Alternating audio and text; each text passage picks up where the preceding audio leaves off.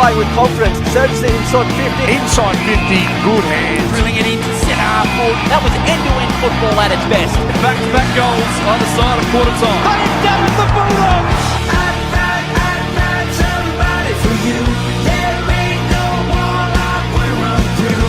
In your corner when I'm ringing the bell. Come hell or high water. I'd find somebody for you. Yes, hello WAFL fans. Welcome one and all to another big edition of Around the WAFL on the Around the WAFL YouTube channel, which is a collaboration with the WA Sporting Hub and Front Row Screens and Associates, and also on your podcast service. Well, didn't we have a bonanza of WAFL football and in the WAFL W as well? A couple of close encounters in the WAFL W as well. We'll recap that in just a moment. And also round 3 of the WAFL competition. Now, as you can see, Ethan Roth is still out of action, but he will be back on our Thursday preview show ahead of the Anzac Day weekend of football. But alongside me, he was in the box on Sunday for the big win for the West Coast Eagles over Subiaco, Denholm Melrose. He's with me this week. How are you, Denholm? I'm very good, Paul. Thank you for having me. It's a pleasure to be here. Great. Thanks for stepping in at short notice. We really do appreciate it. Round 3 of the WAFL. Was it a good weekend or what? I tell you what, everything was close, wasn't it? You couldn't look away for a second. No, absolutely. With all the close games that we had, the down to the wire games, and those that were in the balance up until halfway through the last quarter, and just like in your case with West Coast and Subiaco. Yeah, exactly right. And that one in particular on Sunday was, a comeback win, and we saw a couple of them, which was impressive. So yeah, you never know with the WAFL, anything can happen. It certainly can, and of course in the WAFL W as well, Swan District's hanging on by 6 points. We'll recap that game in just a little bit. Plus, we've got a stacked lineup of guests. Earlier today, I spoke with Claremont coach Ash Prescott, his team the 1-17-1, and also Jayme Henry from Swan Districts off the back of her dominant start to the season. And how about those Swans 0-4? Unbelievable, yeah, it's crazy. I mean, like last year, going to the grand final and then coming back this year and being just as good is seriously impressive. Absolutely. Of course, we'll have all matches recapped here on the show today. Plus, we'll also have the Player of the Year votes. Of course, Denholm will read out the WAFL W Player of the Year votes on Rothy's behalf. And, of course, I'll cast the Men's Player of the Year votes as usual.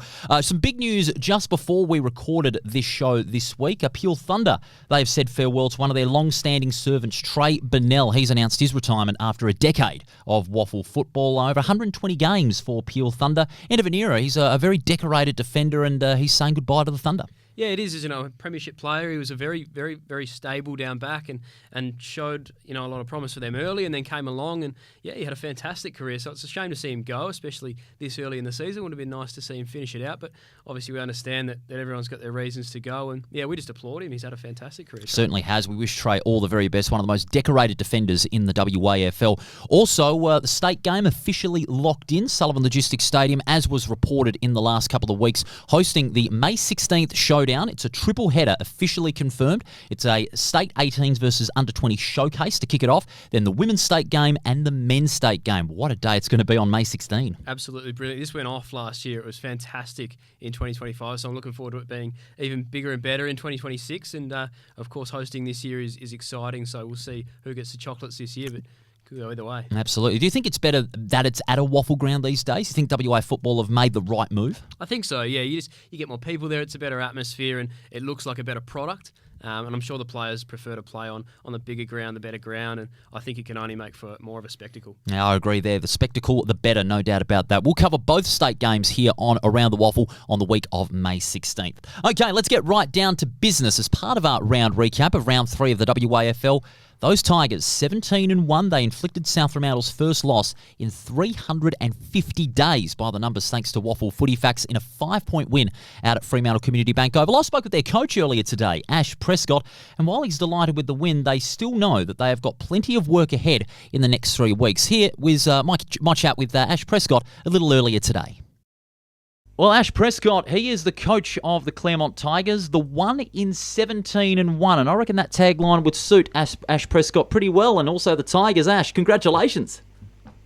Thank you very much, Paul. Yes, I do like that. That 1-17-1, definitely. You cracked the streak, 17 wins in a row for South Fremantle. You stopped it in its tracks, and you really applied a lot of pressure on the Bulldogs, especially through the work around the midfield and around the back line as well. You held them to 4 goals at half-time, and your midfielders led by Alvarez and England all played their roles brilliantly, especially in that first half when you got that run on.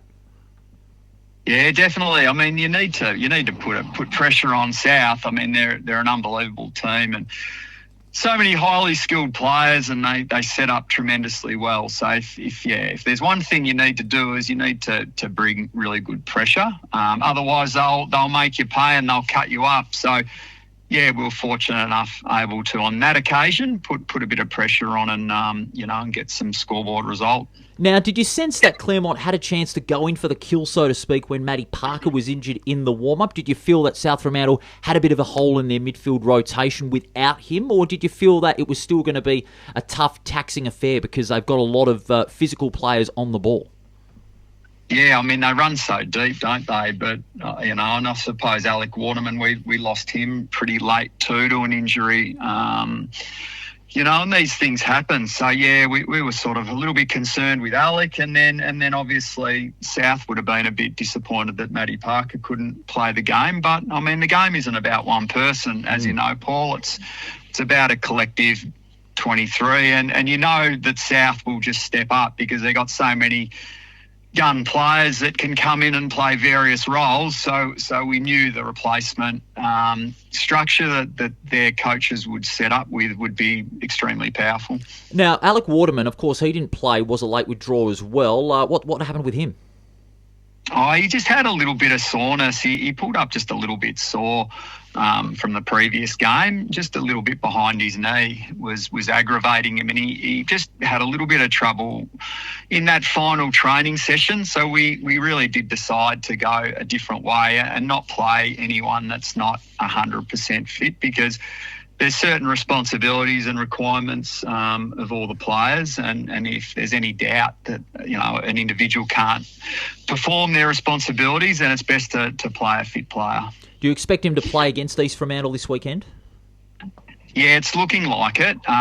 He'll train tonight. We'll train shortly, obviously, and he'll be out there. So, as far as I know, so we'll just wait and see. He'll need to do a little bit tonight, and then he'll need to participate fully in our main training session, which is on Wednesday. Now, Zach Mainwaring, I was very impressed with his performance. He's really evolved as that midfielder forward. He's getting a lot more of the football in the middle, providing that extra run and carry to support the likes of Davis, Elliott in England, and he's also contributing up forward. He's really worked hard over the summer, hasn't he? And the results are really proof in the pudding. Yeah, he has. He's worked hard over a lot of summers now, and it's that cumulative work and fitness base that's allowing him to be able to compete at a higher level for longer. So yeah, he's a real credit to himself, Zach, and to be able to, put him in different positions, depending on, the state of the game, and, he'll really be running hard and tackling hard and chasing hard, in those final minutes of all games and all quarters. And it's nice to have someone like Zach being able to provide that for the team. Now, big 3 weeks coming up following this great win over South Fremantle. You've got East at home, then you've got Swan Districts also at home, and then you're on the road to Perth on May the 9th, the week before the state game. It'll be a test these next 3 weeks, won't it? Because East Fremantle, they're slowly rising up. Swan Districts, they were on the improve against West Perth, and of course Perth, they had you on toast at quarter time in the last game of last year. Then you came back strongly and won that one by 13 points. The next 3 weeks are going to be a test to see really if you can maintain this status as one of the top teams of 2026, because right now you're going smooth sailing. Yeah, look, I think, and we mentioned it earlier, didn't we, Paul? The competition is so even, and there's no easy games at all, and that's a really good thing. So, yeah, look, it is that the challenges will keep coming, as they will for any team and any player out there. So, yeah, we'll just focus on trying to improve and get better and just enjoy each other's company and try really hard. I think if we try hard and we give it our very best, then we can always walk off, pretty proud of our efforts. Now, I want to do something just quickly before I let you go, to give not only the Claremont fans, but also the WAFL fans to look ahead, because we love a milestone occasion, a great moment in WAFL football. May 23rd, round 7. Against East Perth. It's the centenary game because Claremont are celebrating their centenary year. Great occasion for the Claremont Football Club, a well-celebrated history of success and very great professionalism throughout the 100 years of the Claremont Football Club. It's a marvellous occasion coming up on the 23rd. Yeah, it will be, and thanks for giving that a shout out, Paul. It's a great occasion, and 100 years, and I mean, there's so many wonderful footy clubs and sporting clubs out there that have provided people with a real sanctuary to to build relationships and friendships and lifelong memories, and it's a special occasion, and we're really blessed as a coaching group and a playing group and a support staff, to be able to represent the Claremont Footy Club in 100 years and a really special 100 years. So, yeah, thanks for the shout-out, and it'll be a really good occasion. Always love the special moments in WA football, and fans, May 23rd, look for it. Revo Fitness Stadium, the centenary game, Claremont and East Perth should be a cracker. All the best against East Fremantle on Saturday as part of the Anzac Day long weekend. Thanks for your time. Congrats on the win. Go get them on Saturday against the Sharks. Thanks very much, Paul. Pleasure to be on your podcast. Well, there you have it. Claremont coach Ash Prescott there, and a nice little plug for the centenary game as well, because it's 100 years of the Claremont Football Club. They take on East Perth on the 23rd of May, so a great occasion for them. Certainly will be. Yeah, that's exciting, and yeah, what a game on the weekend. I mean, I personally couldn't believe the score when I checked it. I mean, seeing South Freo go down is pretty seldom these days, so that was unreal and fair game to Claremont. All right, it's going to be one interesting season for the Tigers if they can keep on this early run. We'll recap that game in a little bit more detail when we come back from the break here on Around the WAFL. It's all thanks to Front Row Screen Sports, Sullivan Logistics, proud partners of WAFL 2026, District Promotions and Grants Car Stereo Morley. Paul Persic alongside Denholm Melrose, Around the WAFL on YouTube and your podcast service. Back after this.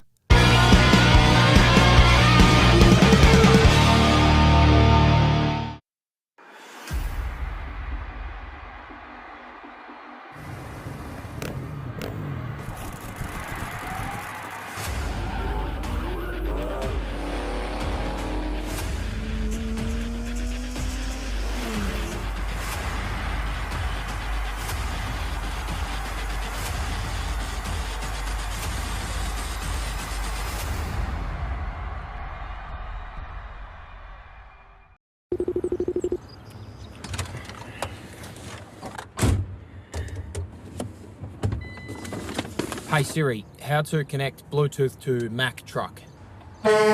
Sullivan 2, what's your position? Just a midfielder, mate. On your left. Oh, come on, get out of the way.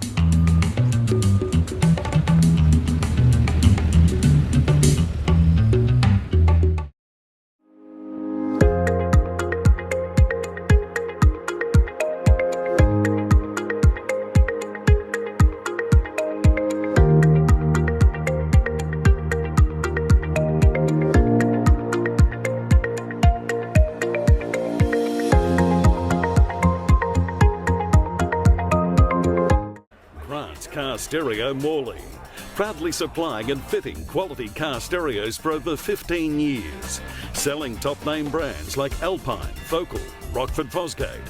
From a simple upgrade to complete custom systems, stop in and see Grant and the boys at 61 Russell Street, Morley, or visit us online at carstereo.com.au.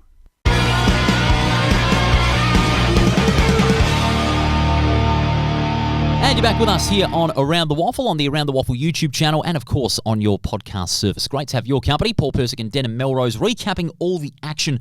Round 3 of the WAFL in the books, and we start out at Lane Group Stadium. This one was a real cracker to begin the round. Peel Thunder and Perth, and Peel left to rue some late chances in the last quarter as the Demons got up by a point. Yeah, exactly right. I know you had Adrian Barrich on the podcast recently. That'll be a happy man. He certainly will. Yeah, what an effort to go down to Mandurah. It's never easy. Peel obviously in good form, given that Fremantle are in good form as well, and that only translates back. So for Perth to go into that with a game with no Brandon Parfitt, for example, they're not necessarily at full strength, and to come out with the, not just a win, but a fantastic win at that is a massive effort. And one they were able to grind out against a fellow strong team. Okay, they've had their struggles against the likes of South Fremantle and Claremont, but to beat Peel Thunder for the second time in a row, mind you, remember round 18 last year, is a good confidence booster for the Demons, because while they're not at full strength, they've still got some weapons, especially in the forward line. Klusky bobbed up with 4 goals. He was magnificent.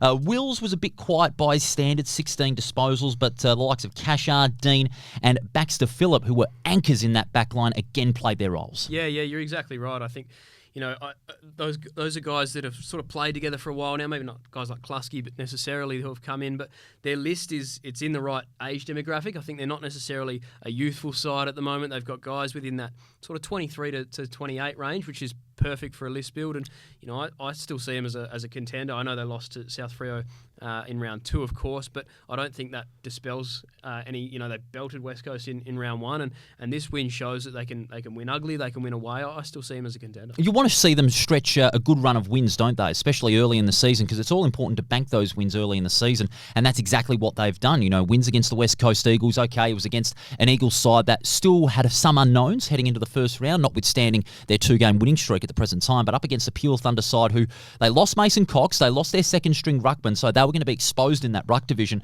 and the likes of Burmeister could have been quite handy in the end, notwithstanding the efforts of Tardrew. He's having a great start to the season for Peel Thunder. 13 tackles. He's a real machine on the ball. It's actually the first note I wrote. I mean, he is an absolute tackle machine. Like you said, obviously coming over from Victoria, it's never necessarily easy to step into a WAFL competition, which is one of the strongest in Australia, and he's come in and made an instant impact. It's been seriously impressive, and 22 touches, 13 tackles on the weekend was unreal. And Jeremy Sharp just continues to go from strength to strength. How he's not in that Dockers side, I will never know. He is pleading his case. He's more like a Mason Cox in the means of in case of emergency, break glass. He's playing some great football. He's a very stylish midfielder, can kick goals up forward. He was without a doubt one of Peel's best 5 on the day, despite them not getting the chocolates in the end. Yeah, absolutely electric. I mean, 89 disposals in 3 games. Incredible. And he was doing more than that in the preseason games, going with 40 bombs. So he is in absolutely unreal form. And like you said, it'll be interesting to see, fascinating to see whether he does get the call up. But obviously with Fremantle's depth, you can point to guys like him who are playing WAFL footy who, he'd probably be a walk-up at a lot of AFL clubs at the moment. And he's shown he can do it at AFL level. So he comes down to WAFL level, and it's always good to see, and we'll point to this with someone later, it's always good to see someone come down to WAFL level and not sulk and not put their head down, but rather go at it and try and put their best foot And the forward. Demons certainly put their head down as well. Not just, putting their heads down, bum up, getting engaged in the contest, but also having their role players contribute. Josh Edwards, he knew that he was not going to have to face Mason Cox, and he was intent on exposing the Peel ruck deficiencies, and he did that brilliantly with 42 hit-outs to go with his 12 disposals. Austin Davis on the half-back line, good run and carry through the midfield. He was a good contributor.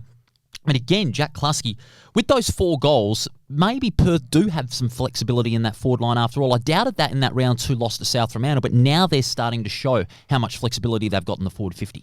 Yeah, it was really interesting. I mean, they obviously put up a massive score in round 1. We talked about, you mentioned West Coast were a bit banged up in round 1, not necessarily at full strength, but they put up that massive score and then probably went the other way in round 2. And there were questions as to whether or not they were going to have the players available, the personnel available to kick a big score. And I think you're right. I think they're proving now that they have more avenues to goal than they maybe did even last year. And they certainly showed that with that 1-point win over Peel Thunder. Perth getting their 2nd win of the season, looking the goods ahead of their Anzac Day clash with East Perth at Mineral Resources Park. Let's go to Steel Blue Oval, Denham. The great game this one was. Tremendous crowd, just under 3,000 witnessing a terrific game of footy. Swan Districts and West Perth neck and neck all throughout the afternoon. But it was a 10-minute period in the 3rd quarter that went Swan Districts' way. The momentum was with them right into 3-quarter time, and they followed it up with a great last quarter to win by 22 points and get their first win of the season. Restored confidence for Andrew Prune. Yeah, absolutely. I'm sure we'll talk about West Perth in a moment and where it went wrong, but for Swans it was a brilliant effort, and they always love to win at home. It's fantastic for Pruey to get another win under the belt, and they're off and away now in 2026, season 2026, which is great. And I think you just point at the regulars, isn't it? Jesse Turner is as consistent a player as there is in the WAFL. Jarvis Pino is outstanding. Jeb O'Donoghue's really underrated, and I'm sure you want to chat about Will Reedy as well. He was fantastic. Oh, he was a freak. When he has the ball in his hand, he is a freak. That goal from the boundary line, and the first one of the day as well, which was on the wrong side for a right footer, just the way he was able to slot that with great ease. Whatever he does, he makes it turn to gold when he's got the ball in his hand. William Reedy, just impressive. But not just Reedy. Out of those Swans players you mentioned, for me, the real standout was Jarvis Pina. I thought he was brilliant. Great craftsmanship off the half-back line. He provided the run and carry like Austin Davis did for Perth in that win over Peel Thunder. Just efficient by foot and by hand as well. He had plenty of players going with him, and the way he was able to work the ball through the corridor from the defensive half straight into attack was a testament to his work rate. He continues to improve. He's getting better week in, week out at Swan Districts. Of course, he was a former Peel Thunder player, didn't really get his true opportunity, may have been underutilised by Peel Thunder to an extent, but he's being utilised better at Swan Districts, and the work rate shows. Yeah, you're exactly right. Obviously started more as a winger and a hard-working winger, and that doesn't necessarily, it's not a role that necessarily translates to big numbers or plenty of touches, but I think they recognise that this guy is better with ball in hand, and throwing in a half-back by, the decision by Andrew Pruitt is probably the right one. Those guys, Turner, Peanut, you want the ball in their hands as much as possible, and the ability to use him coming out of D50 is really important. And William Collins shut out West Perth's forward line in that last quarter. He took 3 crucial intercept marks in the first 10 minutes of that final quarter, and I thought he's going to be that anchor role to stop West Perth when they were charging into that 50 in the last quarter. Think about it, only one less inside 50 West Perth had. But they just ran out of legs in the end. They just weren't able to stick it up to Swan Districts in that last quarter when they were in with a chance. But I think those final 10 minutes when Swans got a couple of goals late really worn them down. And you could see the players, having their heads down, not in a good way, I suspect. I was down there at Steel Blue Oval for the call. I could just feel the body language sensing that, West Perth, their legs are tired, they're gone, they're spent. But to their credit, Tyler Keitel, in one in particular, in his 200th game with 3 goals, but still, I'm quite baffled as to why they dropped Shane Nelson. That has stuck out of my mind since the final siren sounded on Saturday. If they hadn't dropped Shane Nelson, who knows, maybe the result might have been different. Hindsight's a wonderful thing. Yeah, you weren't the only one who was baffled. I know there were a fair few who were wondering what went into that decision, and I'm sure it'll get explained at some point. But obviously Nelson would have loved to be out there for Keitel's 200th, and I'm sure guys like Aaron Black as well, who are missing, would have loved to be there for that. And it's not the way that they would have wanted that to go. But I just wonder, that's 2 weeks in a row now, second half fade outs. They would have pointed to the inaccuracy at goal last week, and this week again, like you say, just running out of legs. Whether that becomes a pattern will be really interesting to see. But yeah, I think, and just touching on Will Collins for a second, fantastic just to see him healthy. Yes. It's amazing to see Will back playing footy, and he's had his fair share of injuries over his time, which have not been fair on him. So it's awesome to see him back out there. So I wish him the best. And they had a terrific game, and he's hoping for a big year as well. Will Collins, that defensive anchor from the full-back line. Connell Lynch, he was all right with 20 disposals, did fade away from the game. So did Kane Bevan in that last quarter, and also Connor West, he had 22 disposals. But again, it's just that inaccuracy and consistency went up against these big sides, and it's not going to get any easier with South Fremantle coming up on Sunday. No, that's right. I mean, we pointed to South Fremantle as being beatable, but that's by Claremont, and Claremont are a seriously good side, and I wonder whether West Perth can challenge them.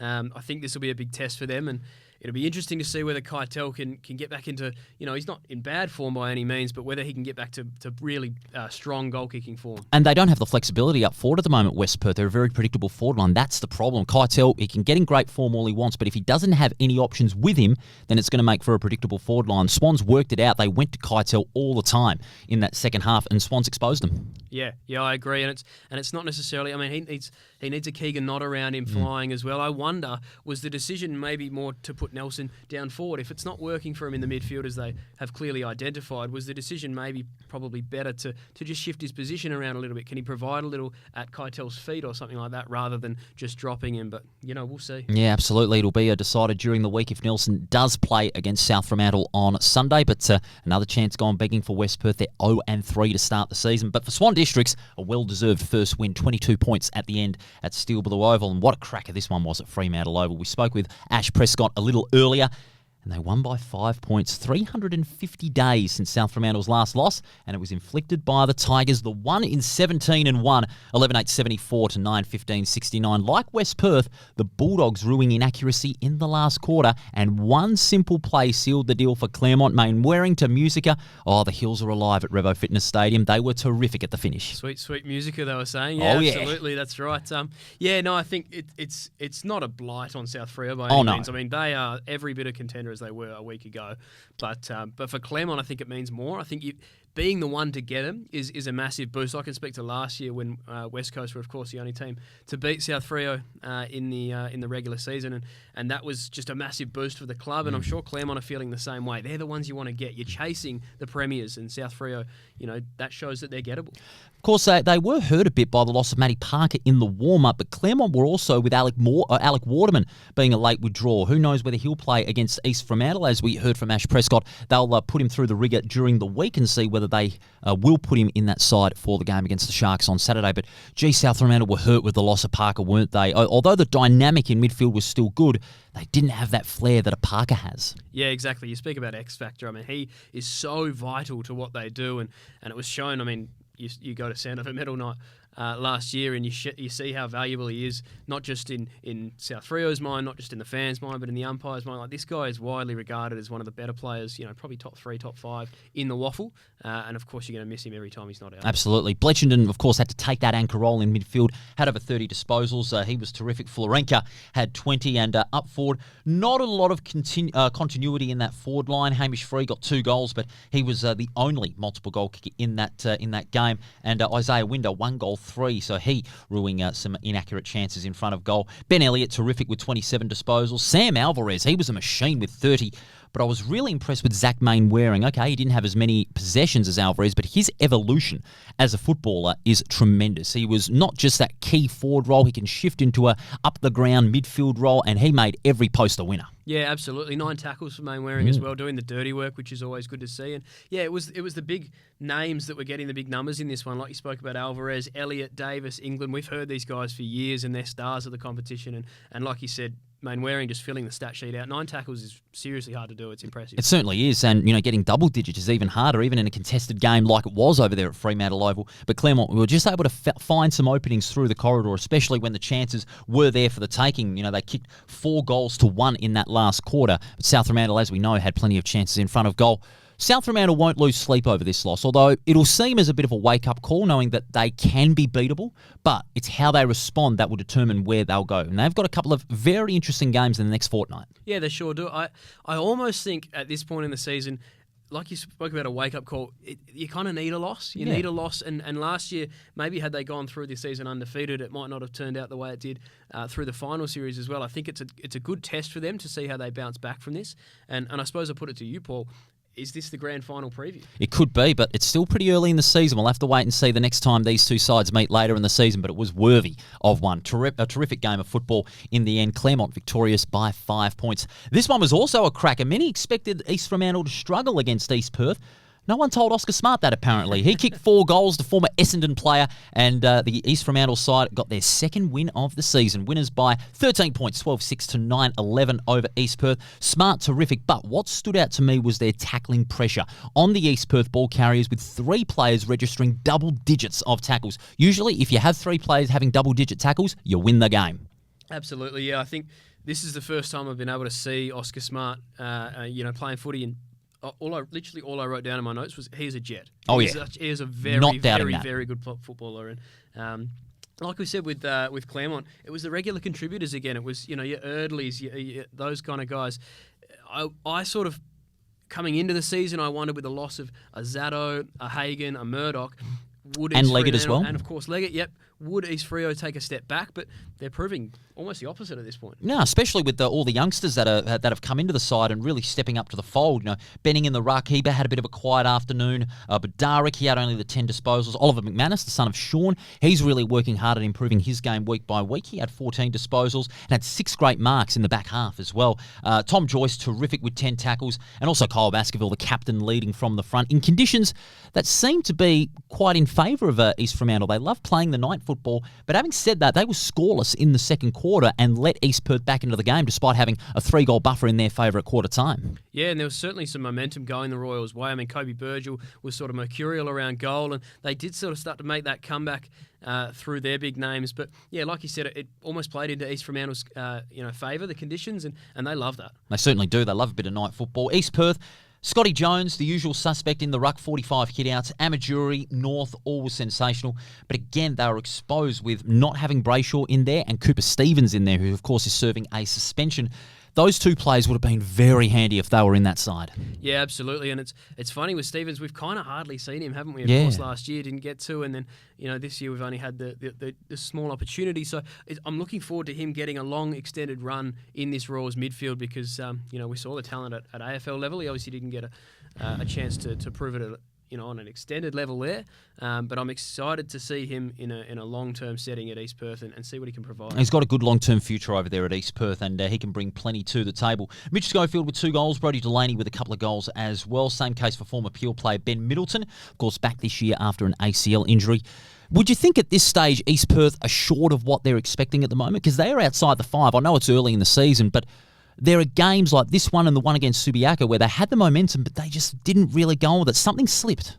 Something slipped, and we point to traumatic experiences in grand finals. You could argue last year's grand final was one of those. But, I think they're just a side that needs to work their way into the season. I'm sure that's exactly what's happening here. I don't expect them to pile on loss after loss after loss at this point. I think they're every chance to come out this week with a big win and bounce back firing. And one and two and outside the five is not a reflection on where the team's truly at, because all their losses have not been bad losses. They've been very good losses, but something just slipped. That round one game against Subiaco losing by 7, and then this one against East Fremantle losing by 13. Something just slipped, and let's hope it doesn't against Perth on Anzac Day, because this is a game that they do need to win for their sake as far as early credentials are concerned. Yeah, I tend to agree. I think that there's no reason to lose sleep on this, and like you said, that Perth clash is going to be an absolute classic. I mean, Perth just scraped by on the weekend. They obviously had a big win, a loss. They're sort of, they've had a bit of everything, and East Perth are kind of the same, and I wonder which team steps up on Anzac Day. It's going to be fascinating to see. Of course, Rothy and I will preview that game on Thursday as part of our Anzac Day preview here on Around the WAFL. And then we go to Sunday. You were at this game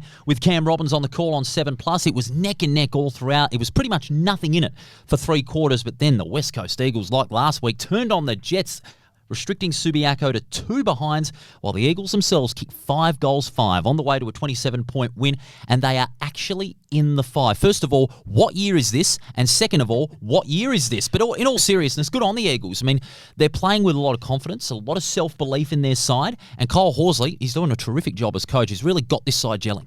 Yeah, absolutely. I can't speak highly enough of Horse and how good he is.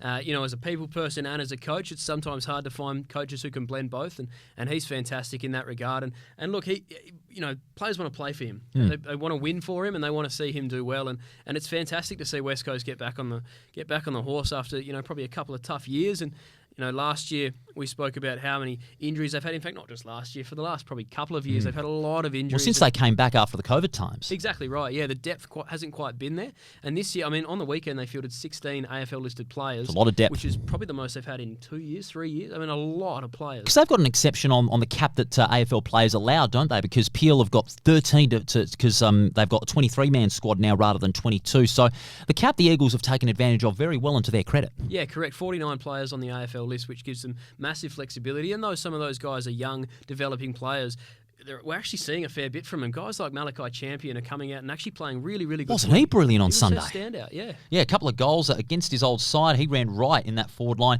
to go with his 20 disposals. Finley McRae, I thought, was terrific as well. Matt Flynn, he's had a lot of skeptics about his work in the ruck and his form. Gee, didn't he respond with 50 hitouts? So highly rated within the club, Matt Flynn. He is an unbelievable human and an unbelievable player. And like I spoke about before, coming down to WAFL level, and not necessarily dropping your head.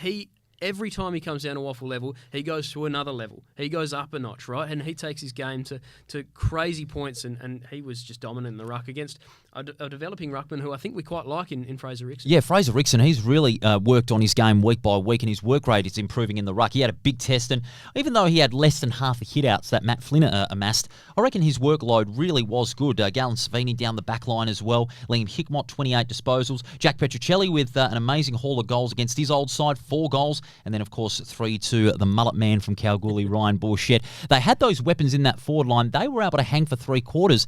Like East Perth and West Perth, something slipped in the last quarter. They just ran out of legs. They weren't able to stop the running players of the West Coast Eagles that they had at their disposal, the likes of Hall, Cole, and Matt Flynn, as I mentioned. It's a loss that they want to take and they want to learn from this, but it was another chance that went begging. Same with their loss to East Fremantle the previous week. Now it was another fade-out that cost them again. Yeah, you're not wrong, and you spoke about myself and Cam being on the call, and pre-game we spoke about how quick we thought the game was going to be because West Coast have a lot of youth in that side. They are going to play the game quite quickly and with pace, and we wondered whether Subi, who, they have some youth in there coming through and developing, but they also have probably half a list there that's playing on game day that are getting older, in Greg Clark and Ben Sokol coming back into the WAFL, and these guys are aging. We wondered whether they were going to be able to keep up with the pace of the Eagles, and, well, lo and behold, come the last quarter, West Coast run away with the game. Can we point to that as the reason? I think so. I think, the way the Eagles were able to play the game out, outpace Subiaco for 3 quarters and then just, consolidate that in the final quarter is a tremendous credit to Kyle Horsley. He knows his way around the lines, having having been a former Lions coach as well. And, his genius in, putting that to the players, outpace Subiaco, outrun Subiaco all morning and afternoon, and it worked wonders. And the Eagles 2 wins in the 5, what I believe the first time in 7 years. Is that right? Wow, yeah. It's fascinating. I remember mentioning at three-quarter time on the call, it would be interesting to see Schofield versus Horsley, whose tactics worked. Did they know each other well enough to outplay each other in that last quarter? And it certainly came to effect. Horse was fantastic, and so were the Eagles. And it's great to see him back in the 5. And it's important to see him in the 5, I think, because we need competitiveness in the comp, and it's great to see anyone can kind of beat each other now with West Coast coming up into competitiveness. It just makes for better viewing, and it makes for a great competition in the WAFL, in which after only 3 rounds certainly is proving to be very close, as we can show you on the ladder. The first of our Around the WAFL Premiership ladders for 2026. Claremont, they are on top and unbeaten with a very good percentage early on, 155. Then comes South Fremantle, Perth, East Fremantle and West Coast, both on 8 points, but it's in that order on percentage. Then 1 win behind is Peel Thunder, East Perth, Subiaco and Swan Districts. And how could this be? West Perth with 65% yet to get off the mark, and that breaks my heart as a Falcons man. I bet it would, yeah. To be honest, coming into the year, I was quite high on West Perth and the way they were able to bring guys in. Cohen Livingston, I was really high on coming from West Coast. Darcy Keenan as well. Yep, absolutely, and leaning on guys like Keitel and Knott and Josh and Sam Rotham, who have been there a long time, and unfortunately it's just not working at the moment. No, exactly, and they need to bounce back very quickly against South Fremantle, but it will be a very tough task. Okay, Player of the Year time to cast the votes for round 3 of the 2026 season. 1 vote goes to Oscar Smart of East Fremantle. His 4-goal haul, tremendous, and he, like you said, and I will agree, he is a dead set jet in that forward 50. 2 votes, Matt Flynn of the West Coast Eagles. Now, he was a man on a mission, and at WAFL level, he can turn it up a notch, and he did just that with 50 hitouts against Fraser Rickson. He was terrific. 3 votes go to Sam Alvarez of the Claremont Football Club. His 30 disposals, effective, a key contributor in midfield, and he had a lot of support with him, and he backed up Callan England very well indeed, and his run through the centre was nothing short of brilliant. 4 votes go to Josh Edwards. Now, in context, he was intent on exposing Peel Thunder's ruck deficiencies because they were without Cox and Burmeister, and he did it brilliantly with over 40 hitouts, lending the support to his midfielders in the like of Constable and company. And without Brendan Parfitt, he too had some good follow-up work as well. And usually he's a pure tap-out ruckman, and with Parfitt he can generate that forward line penetration inside the centre. But Edwards, he worked hard at his game magnificently. And the 5 votes, the top gun of the week, Jarvis Pena of Swan Districts. He was the architect of Swan Districts' revival. His work rate off the half-back line and his efficiency in getting that ball to his wingers and to be able to create space on the near and far side of the ground at Bassendean was just tremendous. So Jarvis Pena gets the top votes. The Swans will be happy with that. Certainly will, yeah. They don't win that game without Jarvis, which is, a testament to him. He's like you said, he's come a long way and he's still improving, and, well deserving. That is, of course, the votes for the week. We'll have the leaderboards next week as part of the Around the WAFL Player of the Year votes. Of course, Denholm will cast the WAFL W votes on Rothy's behalf, and we'll show you that leaderboard next week as well. We'll clear a break, and when we do come back, I'll be showing you our chat with Jayme Henry, rather. I'm getting my Harkins and Henrys wrong. It was a big week of football, mate. No mistake about that. Jayme H, yes, we could use that. Jayme Henry from the Swan Districts Football Club. She spoke with me a little earlier today. We'll show her that chat right after the break here on Around the WAFL. It's all thanks to District Promotions, Front Row Screens, Sullivan Logistics, and of course, Grant's Car Stereo in Morley. You're on the Around the WAFL YouTube channel and on your podcast service. More after this.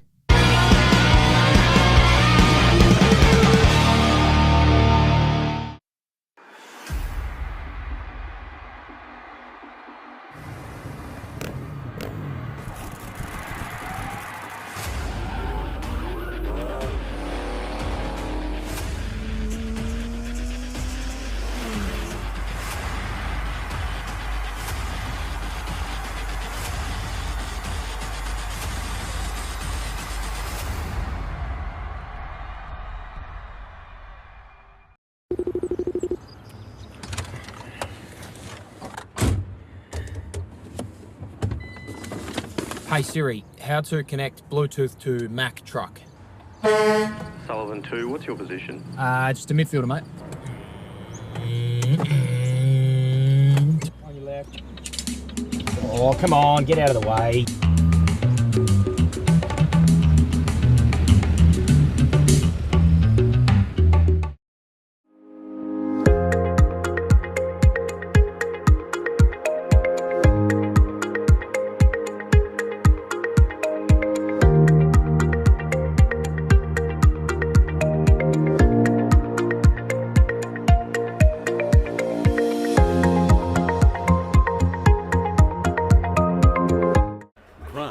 Stereo Morley.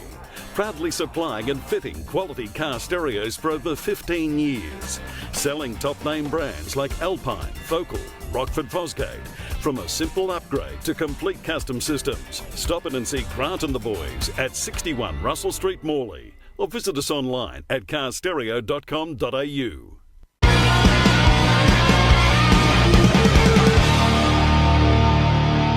And you're back with us here on Around the WAFL with Paul Persic and Denholm Melrose filling in for Ethan Roth in our recap show. You're checking us out on the Around the WAFL YouTube channel and on your podcast service. Before we get to the chat with Jayme Henry of Swan Districts, state game, May 16th at Sullivan Logistics Stadium.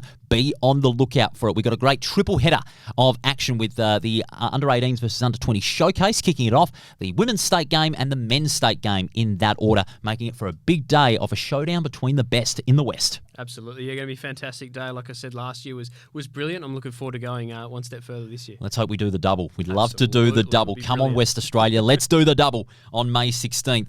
Now, Jayme Henry, Swan District's gun. She is on fire this season. She's our runaway leader in the Player of the Year votes with 2 5 votes and 1 4 vote. And I revealed that to her in this chat I had with her a little earlier today here on Around the WAFL. My chat with Jayme Henry of Swan Districts.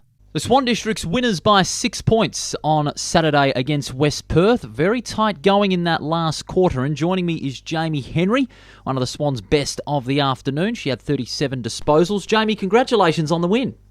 Yeah, thank you. It was definitely a good win in the end. And yeah, credit to West Perth. They really made us work for that one. Yeah, it was a bit too close for comfort in those final minutes. I asked the same question to Jack Schwartz when they played West Perth a couple of weeks ago. Do you feel, while you've got the 4 points, which is always great and very satisfying, do you feel you should have put West Perth away after half-time? Yeah, definitely. We started off the game in the first half really strong. But yeah, I think we just need to find that 4 quarters of consistently hitting the scoreboard and, probably not giving our coaches and all the supporters a bit of a heart attack watching the games that we've been playing recently. But no, big credit to West Perth. They've been finishing their games really strong and hopefully they can just, flip the switch a bit earlier and, yeah, they'll have a really good run. You've got the second youngest list in the competition, but they've really shown plenty of experience in those pressure moments, especially in this game when West Perth just hammages inside that forward 50, especially in that last quarter when things were really starting to get pretty close. Not just like yourself, Davis, Summer Ojuku is continuing to be a breakout star over there at Swan Districts, and Tamsin Beros, who filled in nicely in the ruck off the back of Lauren Quaife's suspension. The depth is always there and it's shown plenty of experience. Oh, absolutely. Tamsin really stepped up for Quaife being out this week. But, yeah, West Perth's midfield having the 2 18s girls and the likes of Lexi and Cara found they really stepped up for their side when they needed it. And, our backline was under the pump. But, I have no doubt that the girls will get it done. I have full trust and faith in the backline to, get it out there for us.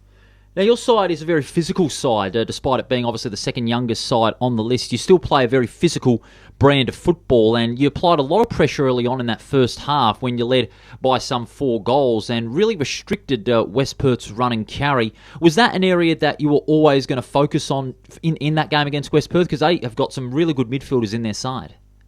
Oh, absolutely. I think if we can just get the ball down to our forwards, as swiftly as possible. We know that we've got a really strong forward line, and the likes of Yaron and Sharpie being a new addition back into the side this season has been really great for us. So yeah, if we can just get it down to them and they do all the work and hit the scoreboard for us. We have a really strong forward line. So.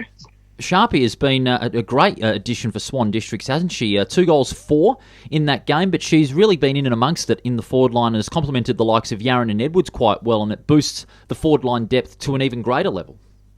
Yeah, absolutely. Like, trying to find a spot in our forward line is just, absolutely ridiculous. We've got some absolute stars down there, and yeah, just having the experience of Sharpie, I think she even popped down back in the last few minutes of the game.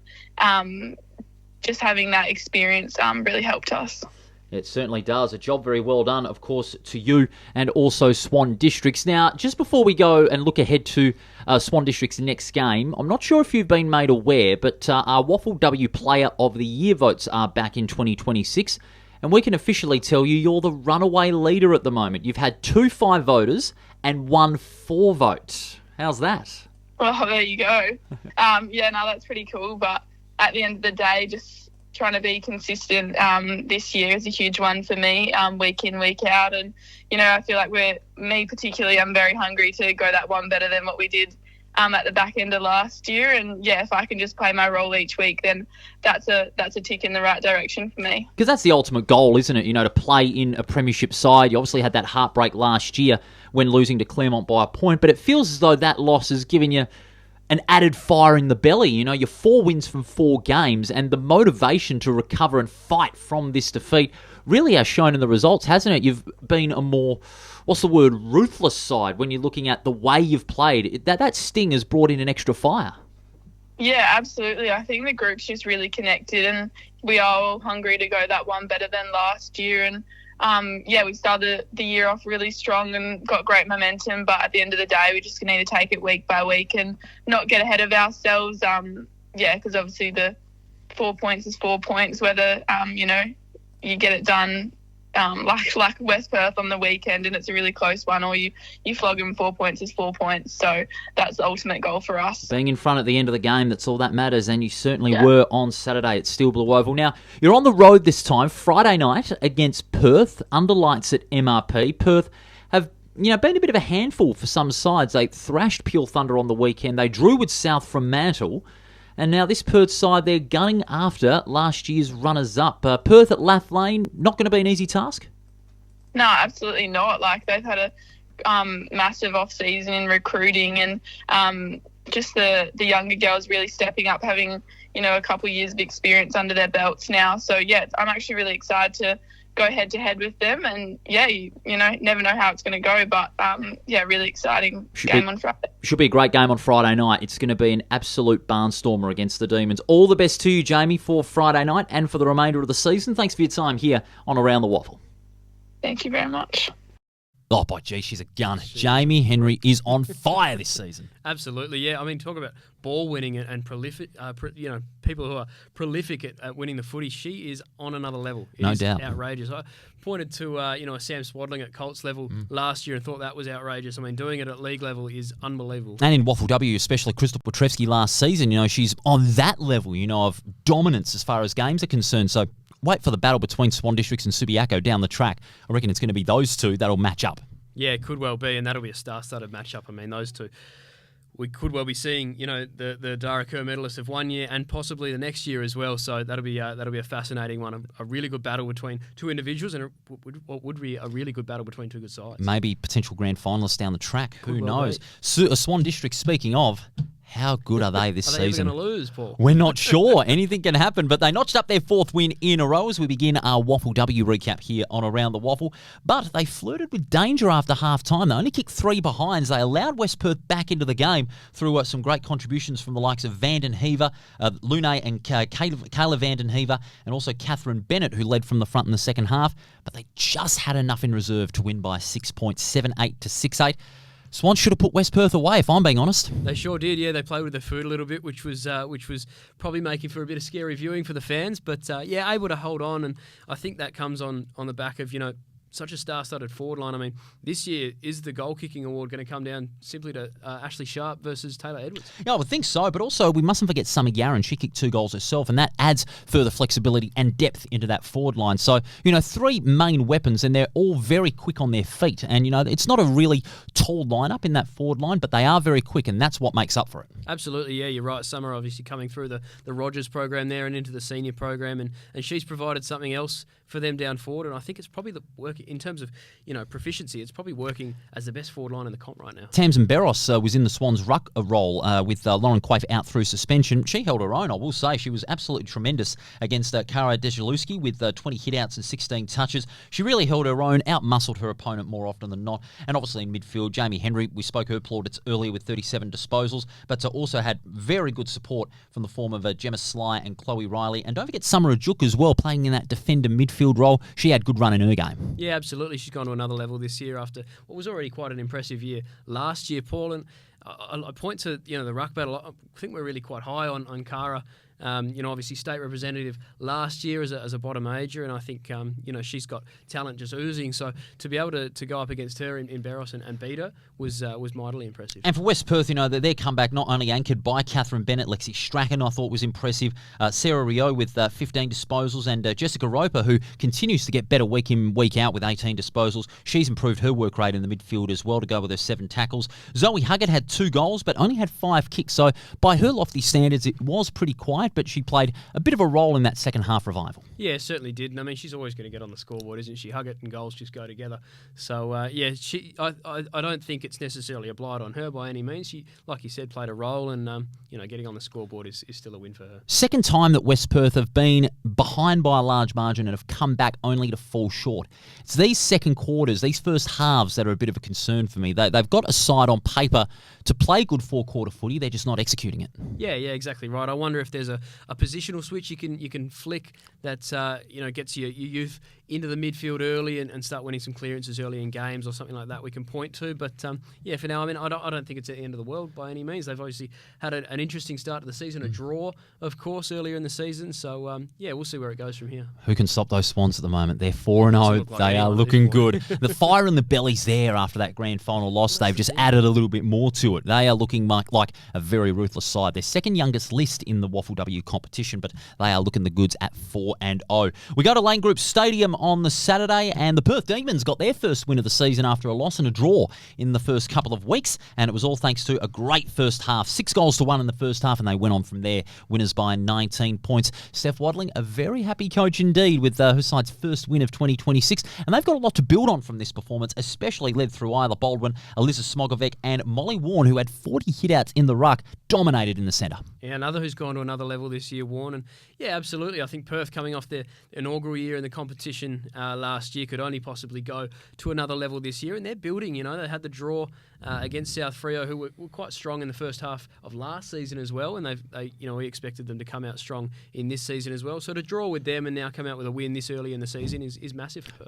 Peel had a bonus. Meanwhile, they had Chloe Wrigley back from a 3-game suspension, and she picked up where she left off with 30 disposals, but was the only effective mid. They've often relied on her to play a good game, and the confidence rubs off on the rest of the team. She had 11 tackles as well, but it was virtually a lone hand again, especially in the first half, in which they were held to just 1 goal. I'll tell you what, Paul, last year when I was doing my writing, it was basically just copy and paste every week that Wrigley was a star and she won a lot of the ball. I mean, she is a freak for Peel and leading the way.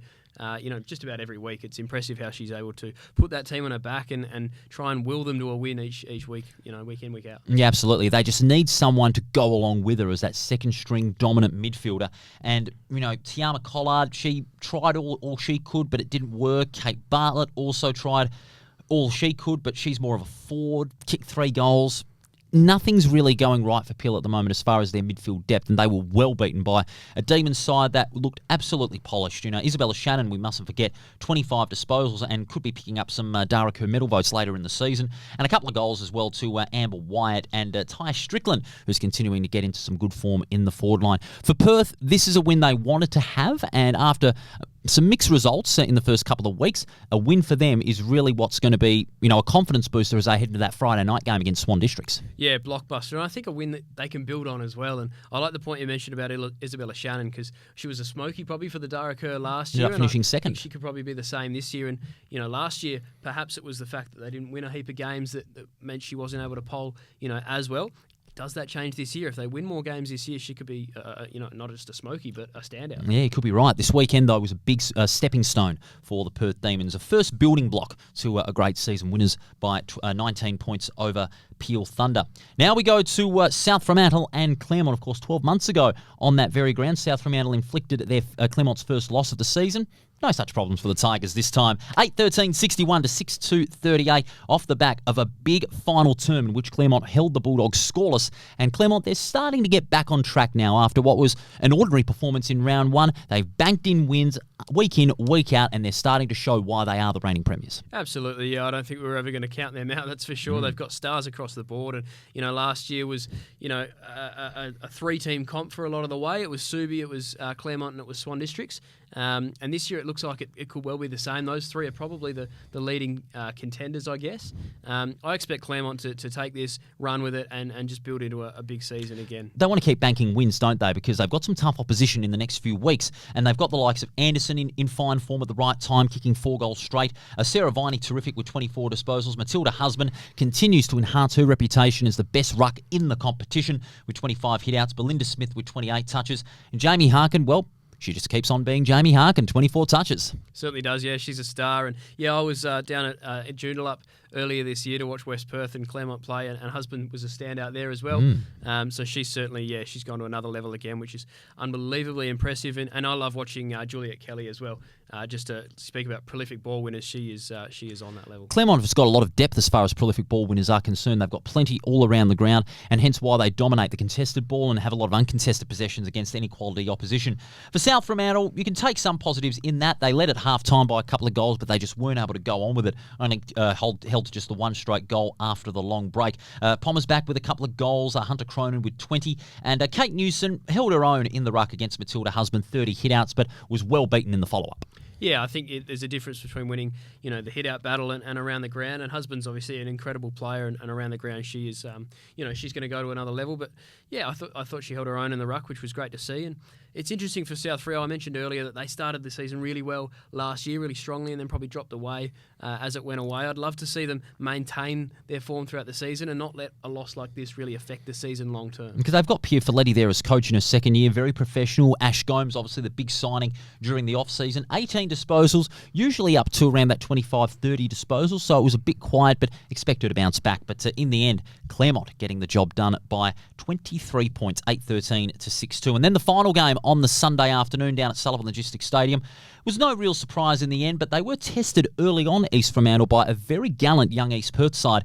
Ultimately, the Sharks showed their true colours and ended up winning by 25 points, 8-4 to 4-3. No real surprise about the end, but full credit to East Perth for giving the Sharks a nice real test, and even more credit to the Sharks for the way they responded against the young Roar side. Yeah, I couldn't agree more. I think that as a Royals fan right now, you're just hoping to see, contention in games. You want to see effort. You want to see that sort of, will to win and potential to win. And on the weekend, I thought they were, in the game for periods, and there was, definitely a lot of positives that you can take out of that. And like you said, for East Freo, it's just a professional win. And sometimes you just need to win games like that. You certainly do, especially when you've got Wills firing, Jay Flynn firing as well. And Zoe Keeley is one of the prolific winners on the ball for East Fremantle, and also Sarah Wielstra with a couple of goals as well. Also Jasmine Johansson with 18 disposals and a couple of goals as well. So they weren't just prolific winners inside that centre on the ball, but they had some winners up forward, and that's a real bonus for David Eames in his first year as coach. They've been able to get some winners on the board and get some wins banked early for the season. Yeah, exactly right. It's important. It's important to build off. And, like you said, the forward line working really well together. I wonder whether that's the challenging forward line to Swan Districts in terms of, who's kicking scores, who's kicking big scores, and who's working well together. I think East Freo have the chance to be a forward line that is right up there. Yeah, they certainly could, and maybe cement themselves as a finals force for another year in the WAFL W competition. For East Perth, Charlie Bassett, to her credit, played a good game, 21 and 22 disposals respectively for her and Lucy Greenwood.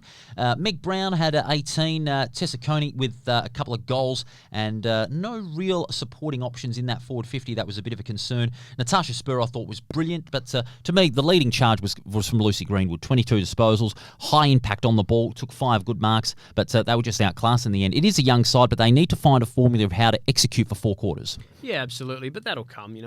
Like you said, it's a young side. They're still learning how to win games and how to play 4 full quarters of footy. And in terms of Greenwood, yeah, she was obviously starring last season in what was obviously a difficult year in terms of wins on the ladder, but certainly didn't let her affect her individual performances, and it's great to see she's come out this year and done exactly the same. Sharks winning by 25 points over there at Sullivan Logistics Stadium to the ladder after 4 rounds of competition, and those Swans unbeaten, 4 wins out of 4. Claremont in second place, a win behind. Then comes Subiaco and East Fremantle, each on 8 points, and half a game out of the 4 is Perth and South Fremantle. West Perth and East Perth on 4, and Peel Thunder yet to win after their first 4 games.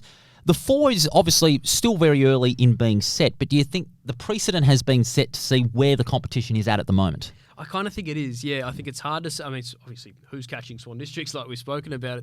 It's going to be very tough. But I think those 3 sides at the top there, Claremont and Subi as well, are just so set and so impressively talented. It's hard to see that not being the final 3, again this year. And what I hope is that it's as close as it was last year in the final series when we get to that point, because that was unbelievable to watch last year, those 1-point, 2-point, games.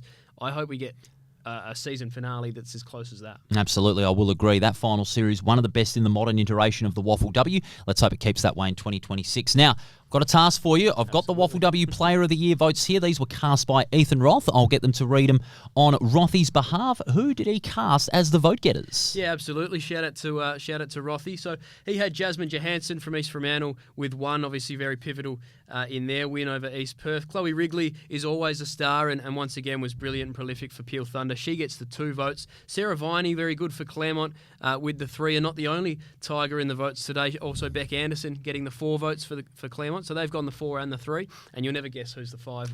Paul. Jayme Henry, of course. Prolific, unbelievable. She's a freak. She's a star. Jayme Henry, 5 votes for the WAFL W Player of the Year vote. That is the 3rd time this season Jayme Henry has got the top gun. She is on fire. She's playing with something big to prove after that grand final loss, and she's showing it already. She has got, holy mother of crikey, 24 votes. Unbelievable. In just 4 games. 4 games. It's unbelievable. It shouldn't be possible, but incredible by Jayme Henry. Simply she is, amazing. As big a star as we've got in the WAFL Simply W. amazing. Fun to watch. Oh, yeah, absolutely. Always a great player to watch wherever she goes. So Jayme Henry, the Top Gun double for Swan Districts in the WAFL and in the WAFL W. I don't think we've had that before. So the Swans had a pretty good weekend. Absolutely, yeah. They'll be banking that and taking it into next week as well. So Jayme Henry, Jarvis Pina, well done each. Here. Same here. Fantastic stuff.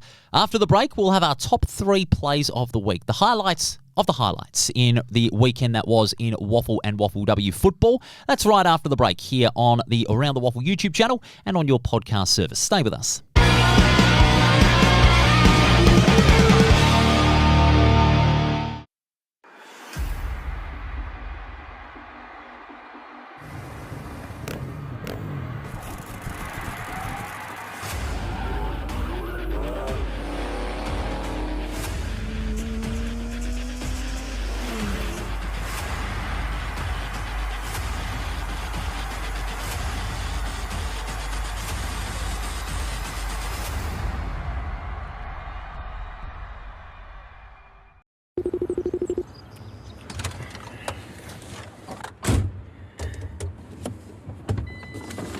Hey Siri, how to connect Bluetooth to Mac truck? Sullivan 2, what's your position? Just a midfielder, mate. On your left. Oh, come on, get out of the way.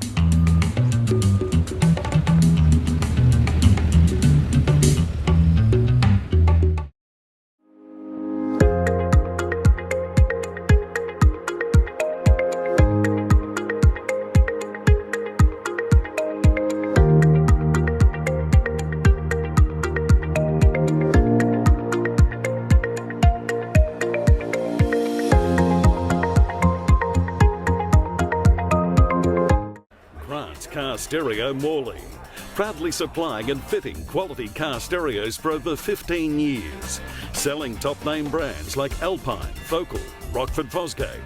From a simple upgrade to complete custom systems, stop in and see Grant and the boys at 61 Russell Street, Morley, or visit us online at carstereo.com.au.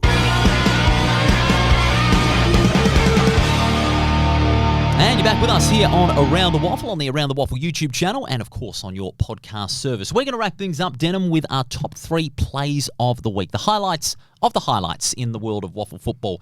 Number 3, that final play when Claremont got up and won the game against South Fremantle. The sound of Musica, and it's so glorious. Fans, have a look at this. This is number 3. And they're going to go up the middle. Now's the time to be brave. At the back, Mainwary can take it and go all the way if he chooses. He's going to run her out wide. Getting to 50. It's all about the finish. He's steady and put Claremont in front. What a goal. And Musica likes the sound of that. Oh, what a winning goal that one was. And ironically, Musica was discarded by South Fremantle 5 years earlier. Coming back to Hornham, isn't it, Paul? Absolutely, no doubt about that. But great winning goal there. Mainwaring to Musica, signed, sealed and delivered. In the WAFL W at Fremantle Oval the following day, inside the first 15 seconds, this happened and it went in favour of the Bulldogs. 2 rucks go at it. We're underway. The ball comes down straight away to Stripley. Gets the clearance, goes on the left, inside 50. The Bulldogs get the first clearance of the game. Comes down the way and first shot, Polomino around the corner. This would be a dream start for the Bulldogs. How does it bounce? It bounced perfect. In the flash of 20 seconds, the Bulldogs are on the mark. Somehow that wasn't enough to win the game. Usually if you kick the first goal inside 15 seconds, you'd be on the way. But you love a great goal to start off any sort of game in the first minute. Absolutely, yeah. I think we're all chasing. I think it's Gary Ablett kicked a goal in 9 seconds one day. So we're all chasing that pace at goal. But yeah, how quick was that? And what a way to start a day. I mean, you come out onto the field, you're lethargic, you might not be ready. That gets you ready. It certainly does. But speaking of getting a crowd ready and getting players ready, how about this goal from William Reedy? He's our number 1 play of the week. Take a look at this. Drifts it wide out toward the pocket, just wide of Reedy. Great gather, hugging the boundary line, shrugs off the tackle, goes with the outside of the boot. Has he done it? I think he has. It's a goal. William Reedy.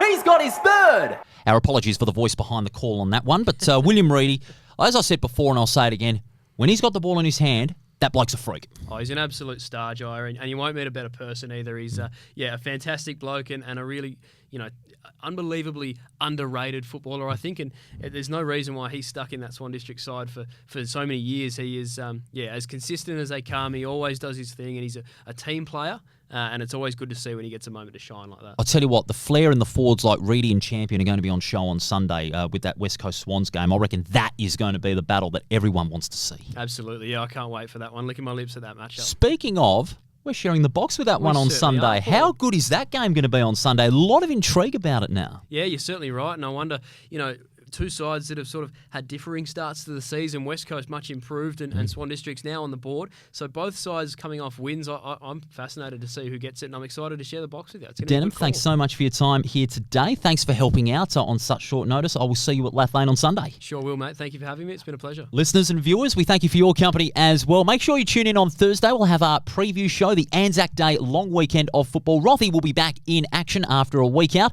and we look forward to his presence in the studio as well when he returns to the desk. Make sure you check out our socials, Facebook, Twitter and Instagram for all your Around the WAFL social content.